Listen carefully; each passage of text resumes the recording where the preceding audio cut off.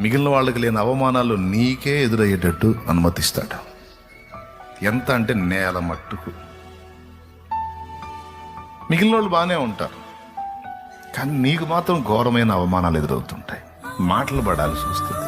అది ఎలా ఉంటుందంటే నిటారుగా నిలిచిన రాను అడ్డంగా నేల మీద పడిపోయినట్టు ఉంటుంది నీకు ఆ ఫీలింగ్. ఏం చేద్దాం మరి? కోరుకున్నాడు, మరి మహిమతో నీ మీదికి దిగి రావాలనుకుంటున్నాడు. అనేకులకు నిన్ను ఒక ఆశీర్వాద కారణంగా చేయాలని కోరుకున్నాడు, డిసైడ్ చేశాడు, ఎంపిక చేశాడు. ఇంకా ఆగడు. తట్టుకోవాల్సిందే గాయాలని. అవన్నీ ఆశీర్వాదకరమైన గాయాలు. అవే రేపు భవిష్యత్తులో నీకు గేయాలు. అవే నీకు భవిష్యత్తులో గేయాలు బిడ్డ. Download ShareChat. ప్రశాంతంగా ఉండండి. Okay, happy. ఆయనలో ఆనందించండి, ఆయన ఆరాధించండి.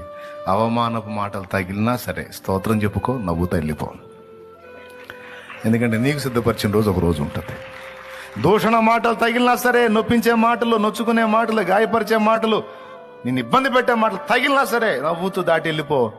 ఒక రోజు ఉంది, గుర్తుపెట్టుకో. దేవునికి స్తోత్రం. అది Download ShareChat.